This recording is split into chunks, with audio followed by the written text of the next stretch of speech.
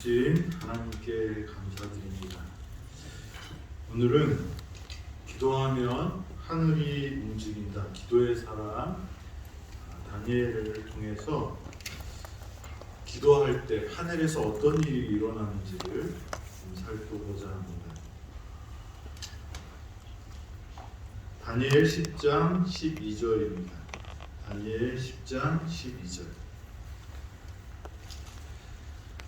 내게 이르되 다니엘아 두려워하지 말라. 내가 깨달으려 하여 내 하나님 앞에 스스로 겸비하기로 결심하던 첫날부터 내 말이 응답을 받았으므로 내가 내 말로 말미암아 왔느니라.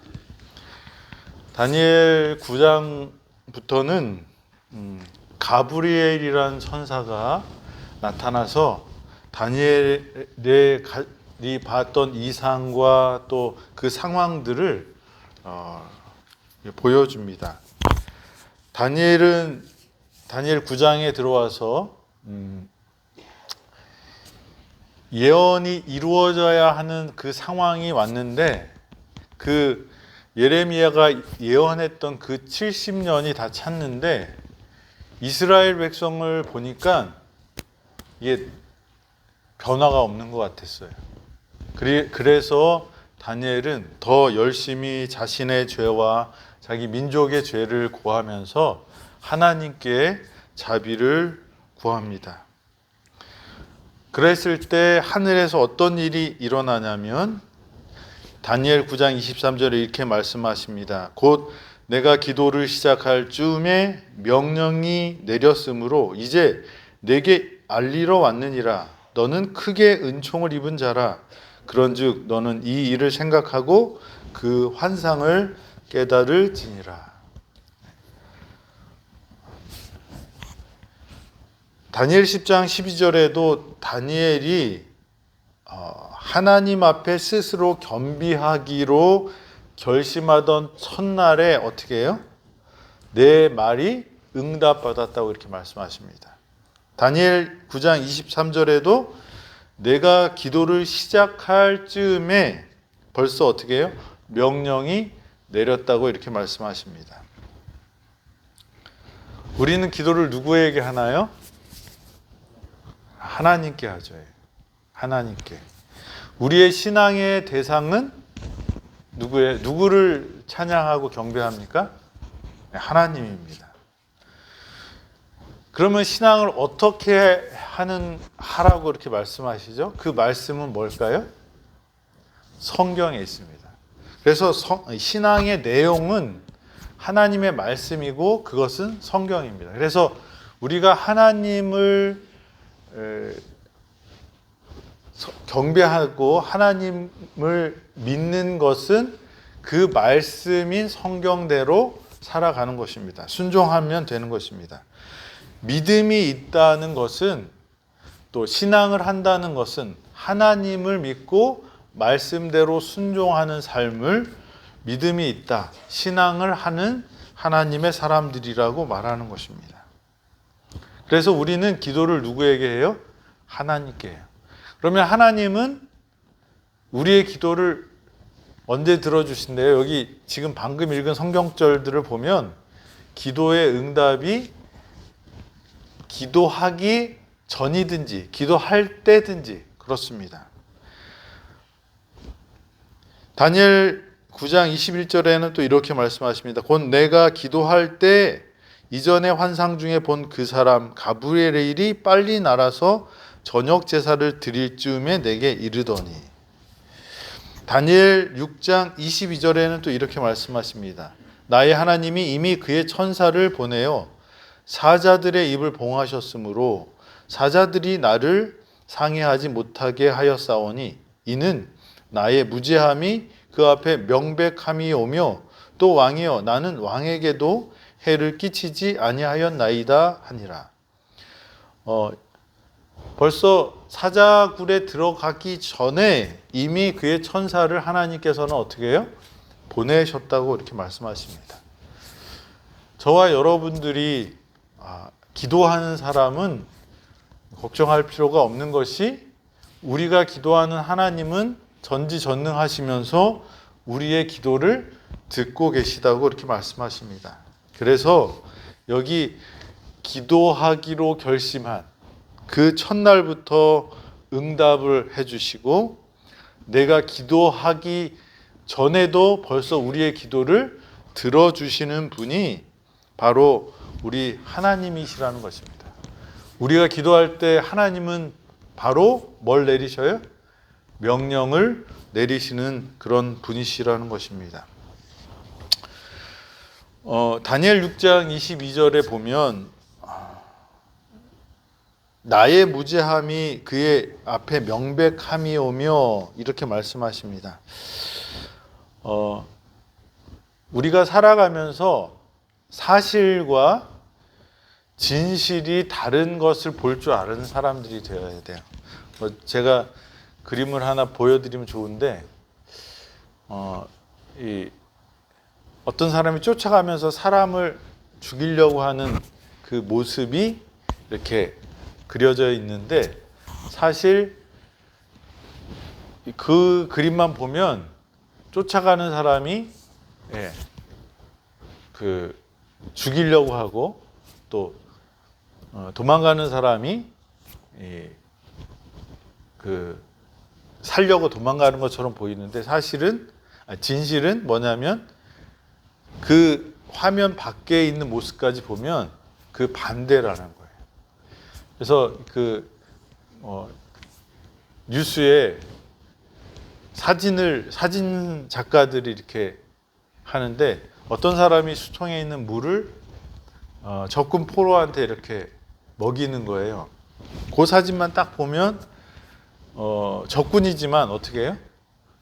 이 사람을 사랑하는 그 모습이 딱 나왔는데 그 전체 프레임으로 볼 때 그 사진은 그 물을 먹이기 전에 그 옆에 뭘 대고 있냐면 총으로 딱 대고 있는 거예요. 그러니까 그거는 진실은 전체를 볼 때 우리가 알 수 있는데 기자들도 어떻게 해요? 자기가 원하는 말을 하기 위해서 그 사진을 딱 자르니까 보이는 사실은 인류애를 실천하는 군인의 모습인데 실제는 그 사람을 신문하고 또 하는 그런 그 포로를 잡은 그런 모습인 그림을 이렇게 보여주면서 진실과 사실이 많이 다를 수 있다는 것입니다. 여기 6장 22절에 나와 있는 다니엘의 예를 들어보면 왕에게 이 다니엘을 잡아서 죽이려고 했던 사람들은 뭐라 그래요? 이 왕에게 충성된 표로 한 달간 뭐 하자는 거예요? 다른 신들에게 기도하지 못하게 합니다. 그런데 사실은 그 내용만 봐서는 그 사실은 왕을 위한 것처럼 보이지만 진실, 그들의 본심은 누구를 죽이려고 하는 거예요? 다니엘을 죽이려고 하는 것입니다. 그 법의 가장 핵심적인 본질은 왕에게 충성하는지를 시험하자는 것입니다. 그런데 다른 신들에게 기도하는 것이 왕에게 충성하지 않는 것이 아닌 거예요. 우리가 살아가면서 이 본질과 사실, 진실과 사실, 보이는 것과 보이지 않는 곳에 숨겨진 진실과 본질을 볼 수 있어야 되는 것입니다. 그래서 왕에게 충성하는 것이 바로 하나님 말씀에 순종하는 것을 보여준 사람이 누구예요? 다니엘. 그것을 통하여 고레스는 다니엘을 잃을 뻔하다가 그 사실을 깨닫게 됩니다. 우리도 보이는 것만 너무 쫓아가면 본질을 놓칠 수가 있어요. 진실을 잊을 수가 있습니다. 본질을 보고 진실을 깨닫는 그런 신앙을 하는 저와 여러분이 되기를 간절히 바랍니다. 기도할 때 하늘이 움직이는 일들은 이 신약 성경에도 나옵니다. 누가복음 1장 10절에 보면 사가랴가 나옵니다. 모든 백성은 그 분향하는 시간에 밖에서 기도하더니 11절에 주의 사자가 그에게 나타나 향단 우편에 선지라. 여기 침례 요한이 탄생하기 전에 하나님의 천사가 사가랴에게 나타나는 모습이 나와요. 근데 분향하는 시간이 뭐예요? 분향 성소에 기구들이 있는데요. 그 떡은 뭘 상징하죠? 말씀. 그 다음에 이 등대. 성소에 있는 등대는 우리의 착한 행실, 행동을 의미하고, 향단은 뭘 상징하죠? 기도예요. 그래서 이 분향하는 시간에는 기도하는 시간입니다. 근데 그렇게 기도하고 있을 때에 그 향단 오른편에 누가 나타나요? 주의 사자가, 천사가 나타납니다. 누가복음 1장 19절에는 그 천사가 이렇게 말합니다. 나는 하나님 앞에 서 있는 가브리엘이라. 이 좋은 소식을 전하여 내게 말하라고 보내심을 받았노라. 누구의 탄생을 예고합니까? 침례 요한의 탄생을 예고합니다. 또 이 천사는 누구에게 나타나냐면 마리아에게 나타납니다. 누가복음 1장 26절부터 28절에 보면 그 사가랴에게 나타난 지 6달 만에 천사 가브리엘이 하나님의 보내심을 받아 갈릴리 나사렛이란 동네에 가서 다윗의 자손 요셉이라 하는 사람과 약혼한 처녀에게 이르니 그 처녀의 이름 마리아라. 그에게 들어가 이르되 은혜를 받은 자여 평안할지어다. 주께서 너와 함께 하시도다 하니. 기도할 때 하나님의 천사가 움직입니다. 사가랴의 오랜 기도가 응답되지 않았지만 그가 기도할 때 그로 인하여 침례 요한이 태어나고, 또 메시아인 예수님이 마리아를 통해서 태어난 모습을 우리는 볼 수 있습니다. 기도하는 곳에 하늘의 천사가 임하게 될 것입니다. 베드로에게 나타난 천사를 보면 사도행전 12장 5절에 이렇게 나타납니다. 이에 베드로는 옥에 갇혔고 교회는 그를 위하여 간절히 하나님께 기도하더라. 베드로가 이제 헤롯이 베드로를 죽이면 자기 인기가 더 많이 올라갈 거를 생각하고 베드로를 잡아놓고 이제 죽이려고 합니다. 그런데 교회의 지도자 누구를요? 베드로를 위하여 기도합니다. 간절히 하나님께 기도했더니 헤롯이 잡아내려고 하는 그 전날 밤에 베드로가 두 군인 틈에서 두 쇠사슬에 매어 누워 자는데 파수꾼들이 문 밖에서 옥을 지키더니 호련히 주의 사자가 나타나며 옥중에 광채가 빛나며 또 베드로의 옆구리를 쳐 깨워 이르되 급히 일어나라 하니 쇠사슬이 그 손에서 벗어지더라. 12장 10절입니다. 이에 첫째와 둘째 파수를 지나 시내를 통한 쇠문에 이르니 문이 저절로 열리는지라. 나와서 한 거리를 지나매 천사가 곧 떠나더라. 베드로가 옥에 갇혔고 그가 이제 죽게 되었을 때 교회가 합심하여 하나님께 기도했더니 하나님이 누구를 보내신 거예요? 천사를 보내서 주의 사자가 그를 옥에서 자유케 하는 모습을 우리는 볼 수 있습니다. 기도하는 사람들에게 하나님은 누구를 보내셔요? 하나님의 사자, 천사를 보내시는 모습을 우리는 볼 수 있습니다. 사도행전 27장 23절에는 사도 바울에게 천사가 나타납니다. 내가 속한 바 내가 섬기는 하나님의 사자가 어젯밤 내 곁에 서서 말하되 바울아 두려워하지 말라. 내가 가이사 앞에 서야 하겠고 또 하나님께서 너와 함께 항해하는 자를 다 내게 주셨다 하였으니, 유라굴라 광풍 때문에 모든 그 배가 난파되게 된 상태였어요. 그래서 이 사람들이 살려고 다 버렸어요. 나중에 뭐까지 버려요? 먹을 것까지 다 버렸는데도 문제가 돼요. 근데 그때 이 사도 바울에게 하나님의 천사가 나타난 것을 이 벨사람들한테 말합니다. 그래서 로마 군인들이 배를 버리고 도망가는 그 벨사람들을 잡아놓고, 그 다음에 수영 못하는 사람은 그 구조선을 태워서 보내고, 그 다음에 다른 사람들은 어떻게 해요? 그 배의 쪼가리를 안고 바다에 뛰어들려고 합니다. 나중에는 뭐까지 버려요? 그들의 배까지 버리고 갑니다. 이것을 누가 알려줬어요? 하나님의 사자가.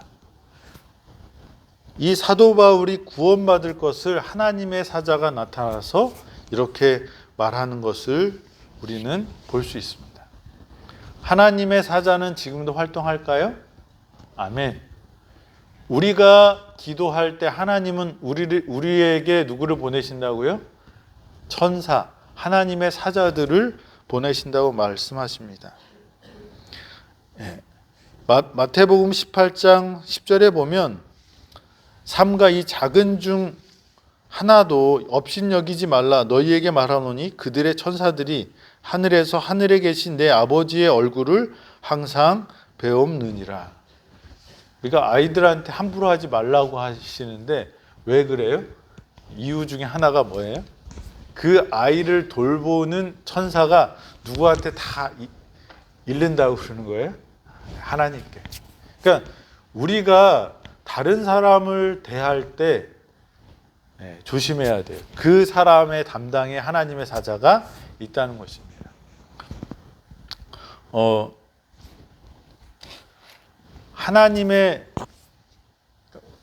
하나님께서는 우리의 가치를 엄청 중요하게 보셔요. 그래서 화이트의 글에는 이 지구상에 딱 한 사람만 구원받을 사람이 있었을지라도 예수님은 하늘 보좌를 버리시고 어떻게 해요? 이 땅에 내려오셔서 십자가의 죽으심으로 그 사람을 구원하셨을 것이다 라고 이렇게 말씀하셔요. 그러니까 우리가 우리의 가치를 이렇게 측정할 때 우리의 가치는 어느 정도냐면, 세상에서는 인간의 존엄성에 대해서 얘기하지만 성경에 말하는 인간의 존엄성은 무엇과 같다는 거예요? 하나님의 아들, 하나님과 같다는 거예요. 그래서 이 작은 자 하나에게 하는 것이 누구한테 하는 거라고 예수님 말씀하셔요? 나한테 하는 거라고. 그러니까 유물론을 갖고 있는 관점으로 사람을 보게 되면 그 사람의 가치는 그 사람의 능력에 있어요. 더 심하면 그 사람이 해낼 수 있는 능력이나 그 사람이 갖고 있는 그런 물질적인 그런 거로. 그런데 하나님은 우리를 누구처럼 보는 거예요? 자신의 생명처럼 보는 거예요.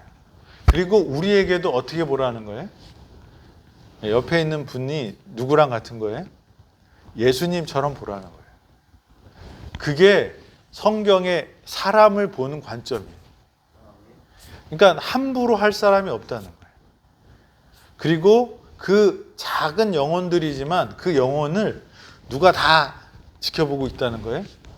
천사들이 직보한다는 거예요. 저와 여러분들이 예수님의 마음으로 그렇게 하나님을, 사람들을 보는, 하나님 보듯이 하는 그런 지혜로운 사람이 되기를 간절히 바랍니다. 다니엘 9장 22절에는 이렇게 말씀하십니다. 내게 가르치며 내게 말하여 이르되 다니엘아 내가 이제 내게 지혜와 총명을 주려고 왔느니라. 천사가 가브리엘이 왜 다니엘한테 왔냐? 하나님께 기도했더니 하나님의 천사 가브리엘을 누구한테 보내는 거예요? 하나님께서 명령하셔서 가브리엘을 다니엘한테 보냈어요. 그 가브리엘이 와서 다니엘에게 하는 이야기가 이겁니다. 내가 이제 내게 지혜와 뭘 주겠다고요? 총명을 주려고 왔다. 저와 여러분들이 기도할 때 우리는 뭘 얻게 될까요? 하나님께서는 때로는 상황을 바꿔주시기도 합니다. 그런데 성경의 많은 곳에 보면 그 상황이 바뀌질 않아요. 요셉이 포로로 잡혀가면서 저 멀리에 아버지의 텐트가 보여요. 요셉이 어떻게 기도했을 것 같아요? 무슨 기도를 했을 것 같아요? 우리가 볼 때는 그 가능성이 뭐예요? 아버지가 산책을 나오셨다가 뭐예요? 나를 보고 그 기도를 했을 것 같아요. 저는 아버지의 천막이 이렇게 딱 보이는 데를 지나가는데 아버지 부를 수도 없고 부르면 맞으니까 그런데 기도할 거 아니에요. 이 요셉이. 그런데 하나님은 그 기도를 응답하지 않았어요. 이 야곱이 딱 나와서 요셉을 만나는 것이 그렇게 어려운가요? 하나님한테는 어려울 일이 아니에요. 그죠? 그런데 가능성 있어 보이는 일이었지만 이 요셉의 기도는 응답되지 않았어요. 그런데 나중에 요셉이 간증은 어떻게 합니까? 하나님이 나를 애굽으로 보내셨다고 그래요.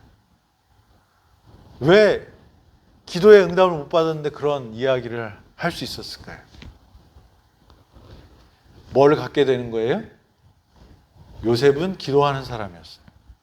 지혜와 총명을 받게 되는 거예요.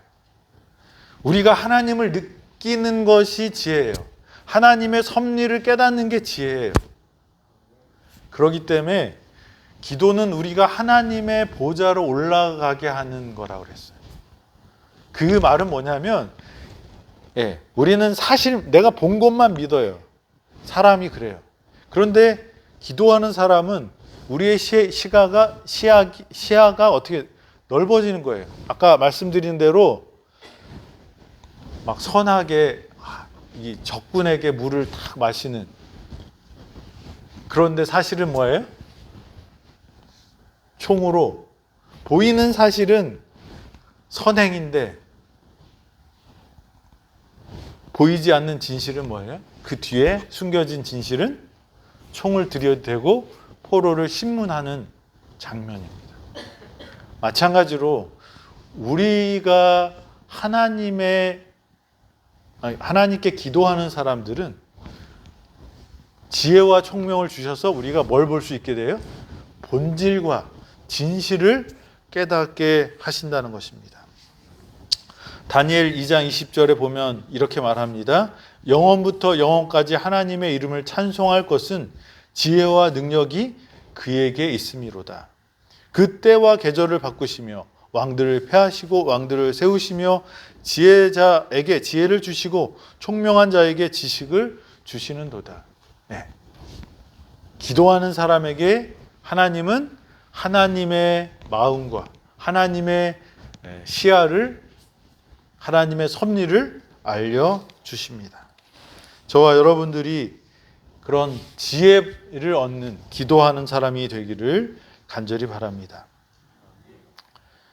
잠언 16장 9절입니다. 사람이 마음으로 자기의 길을 계획할지라도 그 걸음을 인도하시는 이는 여호와시니라. 그 지혜와 총명을 깨달았을 때 어떤 고백이 나옵니까? 내 마음의 계획이 있을지라도 그 길을 인도하시는 그 섭리를 깨닫는 사람이 바로 기도의 사람들이라는 것입니다.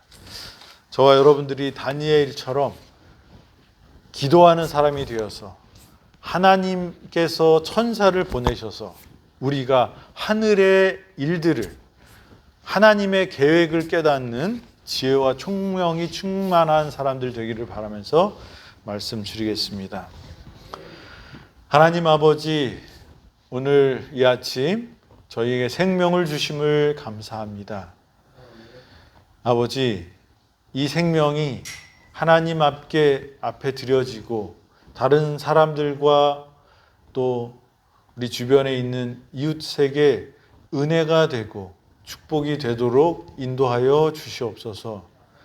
오늘 기도하는 사람에게 하나님께서는 응답하시고 또 명령을 내리셔서 천사를 보내심을 저희들 깨달았습니다. 아버지, 저희 기도함으로 하늘의 지혜를 깨닫고 총명한 사람들 되어서 하나님의 섭리를 이루는 당신의 자녀들 되도록 인도하여 주시옵소서. 오늘 이 하루도 하나님과 동행하며 행복하고 생명을 얻는 귀한 날 되도록 인도하여 주시옵기를 예수의 이름으로 기도드립니다. 아멘.